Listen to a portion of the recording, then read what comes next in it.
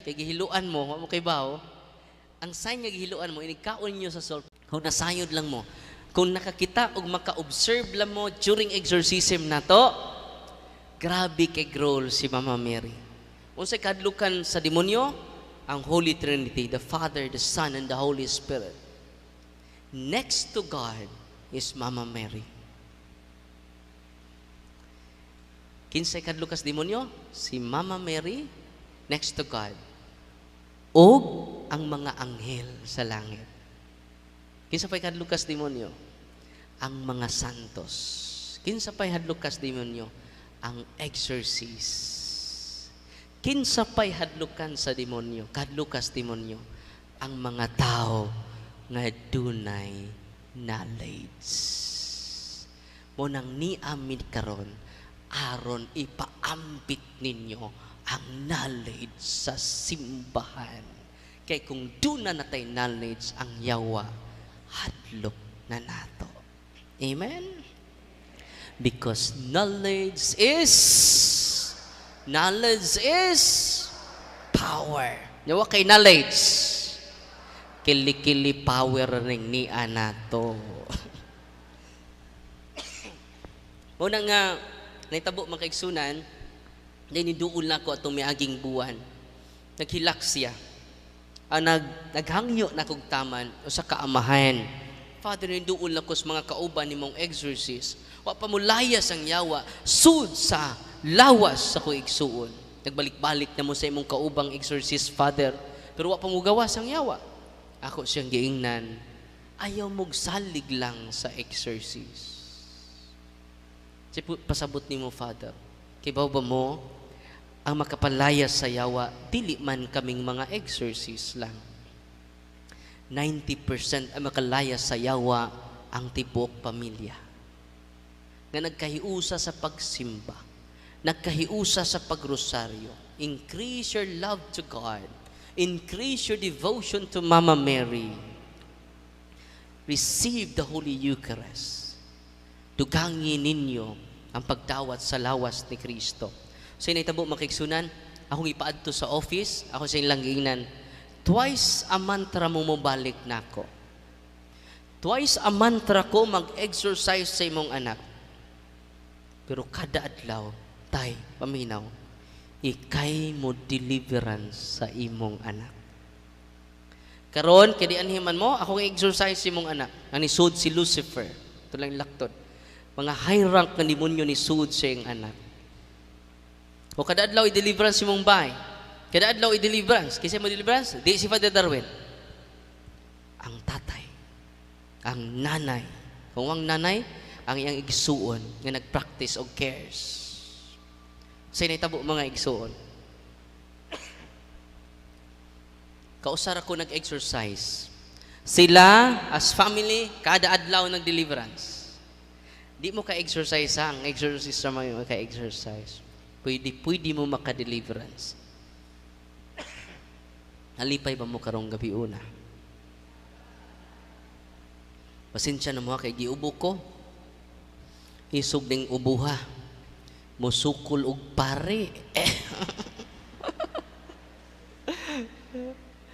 Muna nga, kaadadlaw sila nag-deliverance Padre Kukoy. Ang tatay akong gi-empower. Naa kay authority, kay tatay ka. Nabunyagan ka, nakumpirmahan ka, nangumpisal ka, nikalawat ka sa lawas ni Kristo, nagpakasal mo sa pari, gamita inyong gahom. Ang ako kay empowerment naman, parang di mo salig nako. Kung sige, focus, Father Darwin, musamutag di katubo. Tinoo dili.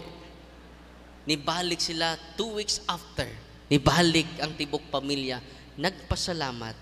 Nga naman, na-liberate na ilang anak. Tungod sa kada adlaw nga deliverance sa iyang pamilya.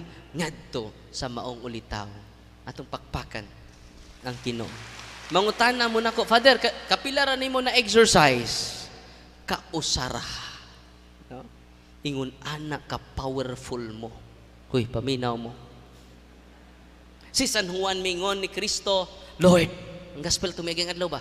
Lord, naala ginigamit sa imongan Nag-ayog masakiton, gamit imungan. Naghingilig yawa, gamit ang imungan. Ya di ra ba to kauban nato, Lord? Gawas ra ba to nato, Lord? Akong gipadlong, Lord. Unsa may sulti ni Kristo? Ayaw padlonga, pasakti sila.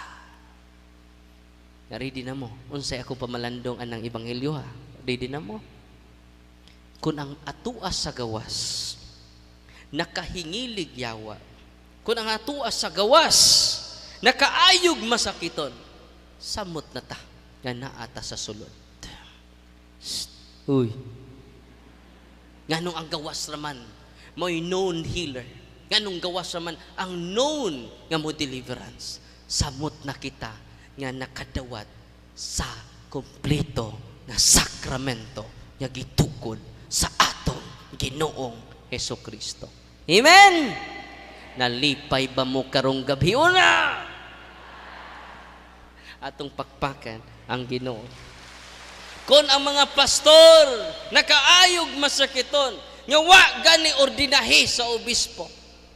Nakahingilig yawa, nga wa gani ordinahig obispo. Samot na si Father Kukoy nga giordinahan sa atong mahal nga obispo. Samot na ang tanang kaparian dinhi sa Archdiocese sa Cebu. Amen! Kinahanglan tanang mga pare, dili lang ang exorcist mo deliverance aron daghantang matabangan. Amen? Nya kamo ha, mag-deliverance na mo. But see to it, you practice cares. Ang maka-deliverance, those Catholic who are practicing. Amen. Nya, andam na mo i-renounce niyong to. Uy, lisod ra ba ni, kay gipasa ra ba ni Lula? Di ra ba mamatay si Lula kung di mapasa? Kinsa may nakadawat og pasaload diri. Ato nang i-renounce karon. Amen. Doon ay usa kalulo ni adto sa akua. Tagdapag picture. Father, niya akong apo, Father. Putlanan og tiil. Sunod adlaw, Father, ni anhi ko aron imong i-pray ang akong apo. Sa picture sa pagtuon mo ko ako albularyo. Tatay paminaw didto. Sa mag-video call mo, Father. Sa dili ko. Ikay pray sa imong apo. Gamita ang prayer of deliverance sa simbahan. Ikaw kaimo ng apo. Tuaman di ay sa Saudim sa to, sa Arab country. Sunod adlaw, Father, kuan na siya. Kining operahan na siya. Ako sa ginan paminaw, ikay deliverance sa imong masakiton. Ibali, hoy bisa ni adto, ibali siya pagkadumi, nagdaga pog picture. Father, dili na putlan og tiil ang akong apo. Grabe no? Hoy, nalipay mo wa. Kung makaayo ganig masakiton ang orasyon sa albularyo, samot na ang orasyon nga aprobado sa simbahan, mao nang prayer of deliverance. Unsay giingon sa Ginoo, ang imong itugot Pedro dinhi sa yuta, sa sumpay. Ang imong itugot dinhi sa yuta, ang imong idili diri sa yuta. So kanang inyong prayer of deliverance approved by God. Kung dili approved by God, gani nakaayog masakiton, samot na aprobado sa simbahan. Ang aprobado sa simbahan, aprobado sa Ginoo. Uy, nalipay mo Gamitan na ninyo. Kitang tanan makaayo di ay, by virtue of your baptism, as long as we are practicing Catholic, daghan ang ayuhon sa Ginoo. Ngano man, labinag inyong i-renounce ang inyong pagduol og albularyo. Kung dunay albularyo dinhi, mohangyo ko ninyo nga i-renounce ninyo ang inyong pagkaabularyo. Bisan pagdaghan mong natabangan niya na, it is a curse to you and to your family circle until 4th generation. Albularyo ni duol na ko, Father, nasuko. Ikaw pari ka. Judgmental kay ka. Kay ba ka? Katikista ko, Father. Kada adlaw ko simba. Sa guay misa mo simba ko. Nya iya siya wala. Iya siya wala. Pag human akong toki kasaban ko. Si San Vicente Ferrer ang akong patron, Father. Ako kay karaan. Nya, Father, magrosaryo ko kanunay. Iya na siya wa. So, nay, ang imong pagkakatikista, iyas Diyos. Ang imong pagsimba kanunay, iya sa Diyos. Ang imong rosaryo, iya sa Diyos. Ang imong devotion ni San Vicente Ferrer, iya sa Diyos. Mutaan ako ni Munay, kanus ka nagsugod pagpanamban? Ito bag siya. Sa dihang hapit na mamatay si Lula. Iyang gipasa nako. Maunay iya siyawa. Uy. Nasabtan sa iya siyawa. Nga daghan kong natabangan ani mga pobre, Father. Gibalibaran sa ospital. Na ayo nako. Kunay, di ko kapugos nimo. Padayon lang sa imong gituan basta ako nakagisultian sa kamatuoran. Nung nagpa-bless mga kag olive oil nay, sama ninyo nagpa-bless og olive oil, sa nay huli nag-exercise oil na nay, inigabot sa inyo ha, imna na, iyang giinom, nawa siya. Og ang mga yawa kay walking possess si nanay, walking possess, daghang yawa suod siyang lawas. Tungod sa pasaload. Ang yawa high-tech na kaayo. Ang yawa nga nasud ni nanay, ni chat nako. Gamit ang messenger ni nanay, og mingon ang mga yawa, Darwin! Ayaw nagbalik sa mong parokya. Gitorture minimo. Kay bao ba ka, Darwin? Nga amo na ang ilang kaliwatan. Ayaw nagbalik sa parokya. Kay kung balik ka sa parokya, patyon ka namong Darwina ka. Di mag-father. Mag-Darwin ra. Ang mga yawa. Unang ako inyong mga pastor, pareha lagi mos mga yawa. Dili mag-father. Sukuwas mga pastor. Pagkabuntag, naulian si nanay, kanus asa na torture pag inom niya sa sacramentals of the church. Wa katago ang yawa tungod ni ana. Ito pakpakan ang Ginoo. Og ang naitabo mga kigsunan mao ni. Niadto si nanay, ako siya gitabangan. Nay i-surrender ang imong occult power, psychic power. Pag surrender niya mga kigsunan, nagyaw-yaw ang mga yawa. Natay video. Nakatag video pero di nato ipakita kay to protect their identity. Mo ato mo sa office na mo, makadungog mo. Tabian kay mga yawa, no? Darwin, maluoy ka, Darwin. Magpakiluoy. You know? O givideohan na mo si nanay, gipakita na mo niya, kinawa man siya. During deliverance, yun na ka-powerful ng prayer sa simbahan. During deliverance, mawa siya. No? Gipakita na mong video, ningon siya, Father, sakto ka. Mo surrender ko ni ini. Yang gipangingnan niya mga albularyong kauban, nangadto, nang react. Ang usa, 2,000 Hail Marys iyang iampo. Iyasyawa na, Father, iyasyawa na. Jadi iyasyawa na pag-ampo ni mo. Ang iyasyawa, kanang imong occult power. Sige, suwayan na to. Kauban ni nanay. No? Ngan lang na to, Gemma. No? Suway ko na ko. I-deliverance ko. Pag-deliverance, nawa na po siya. Natumba. Nagkisi-kisi. No? So, daghan king albularyo dito sa ato office, nag-surrender. No? Akong altar boy, na-possess tungod kay ang lulo albularyo. Masa ta? Na-possess tungod kay ang lulo albularyo. Yang lulo, namatay na yung lulo, sa Kristan na to, sa Kristan. Convent boy. Father, kung imo ning i-practice, Father, ani ka makakita, na nagtago rang yawa. Ang uban na asli minister, ang uban na sa choir. At tinuod, di ni binuang ako tinuod kayo nga nagtago lang siya. Unang pinaagi ng deliverance of sacramentals, Father, di sila katago. Amen? Atong pakpakan ang Ginoo. Ang maong altar boy mga igsuon during deliverance namo, ingon ang yawa, Darwin, dugay. Just imagine na, convent boy, sig-serve na ko, pag-deliverance na mo, pag-renounce niya sa iyong lulong albularyo, banggiitang albularyo. Manang confident kay kung mingog, ayaw magduol albularyo. Because of my experiences.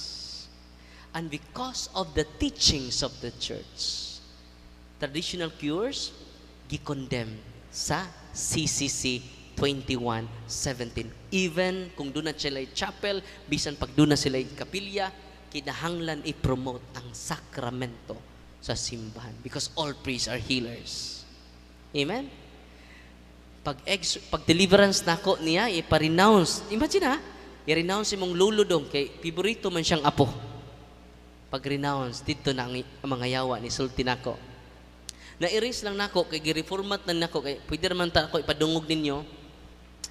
Na-erase ang akong, na-reformat nako ako mga file sa ako cellphone. Pero sunod siguro, mga live nako akong ipadungog ninyo para madungog dyan ninyo. Kay to see is to believe mo, mga tumas man mong dako. No? Tinuod ka na. Kasunod siguro, magpapasa siguro ko para mga more than 1,000 na siguro at mga videos nga actual exorcism jud. Ang uban ng lutaw, no? Natay video mismo. Pero di man nato ipakita. Ngano man to protect the identity of our patients. Di man nato i-post sa Facebook nga ipaklaro ilang naong dito.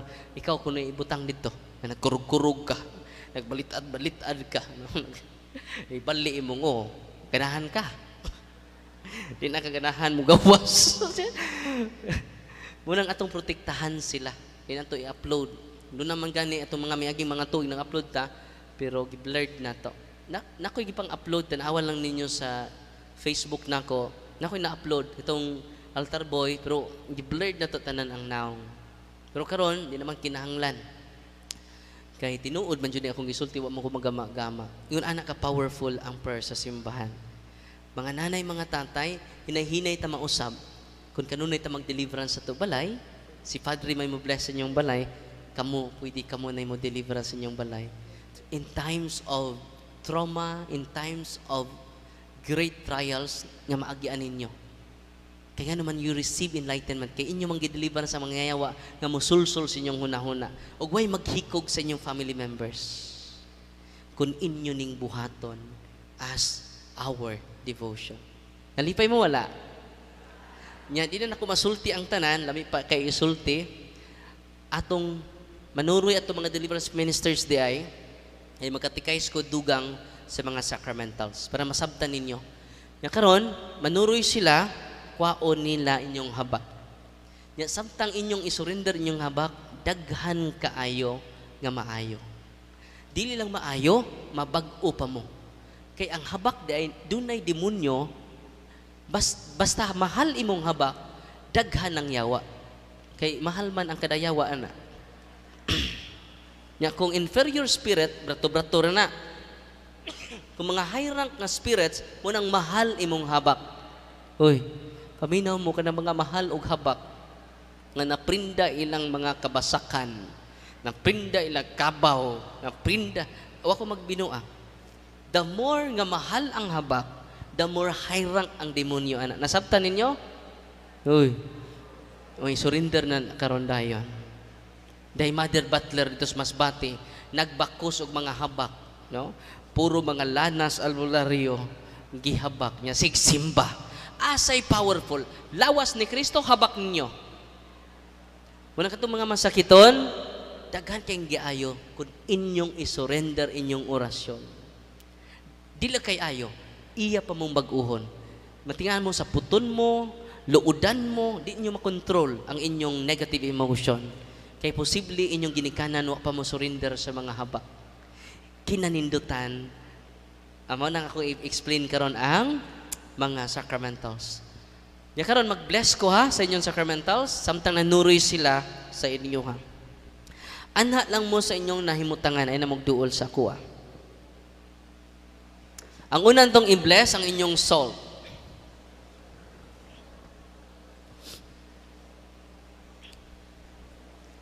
In the name of the Father, and of the Son, and of the Holy Spirit. Amen. Katong nas gawas, anak na mo si gawas, ay na mo gusod.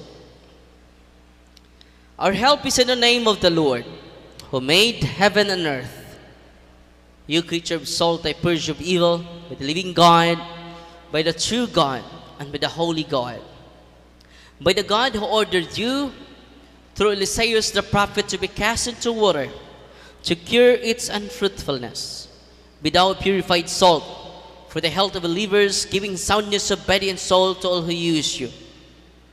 In whatever place you are sprinkled, may pantasam ng wickedness and Satan's cunning be banished, so that